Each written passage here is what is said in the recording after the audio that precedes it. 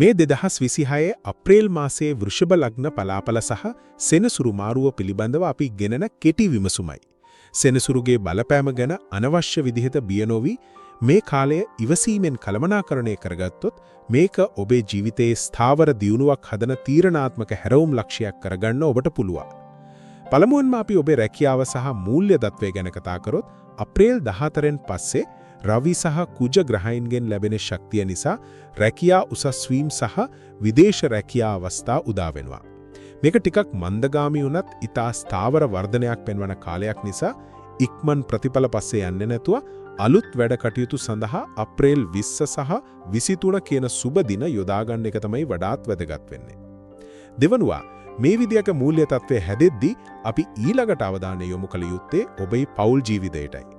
සිකුරුගේ පිහිටීම නිසා ආදර සම්බන්ධතා වර්ධනය වුණත් රාහු කේතු බලපෑම නිසා අප්‍රේල් 7 සහ 29 දිනවල පුංචි ආරවුල් දුරදිග යන්න ඉඩ තියෙනවා.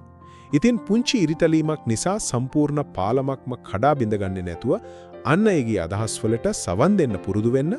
ඒ වගේම අප්‍රේල් 17 නවසඳ දිනය ඔබේ සම්බන්ධතා අලුත් කරගන්න පාවිච්චි කරන්න. අවසාන වශයෙන් මේ හැමදේම සතුටින් භුක්ති විඳින්න නම් නිසි සෞඛ්‍යයක් තියෙන්න ඕනේ නිසා උෂ්ණ සහ සෙම් රෝගවලින් ගොඩක් පරිස්සම් වෙන්න. ප්‍රායෝගික පිළියම් විදිහට සෙනසුරාදා දවස්වල දුප්පතුන්ට කෑම වේලක් දෙන ගමන් හනුමාන් දෙවියන්ගේ ආශිර්වාදය ලබා ගන්න. හැබැයි සාම්ප්‍රදායික දේවල් වලට වඩා ඔබේ කර්මය වෙනස් කරන්න පුරුවන් වෙන්නේ ඔබේම පෞද්ගලික විනය සහ කාලකලමනාකරණයෙන් කියන එක අමතක කරන්න එපා.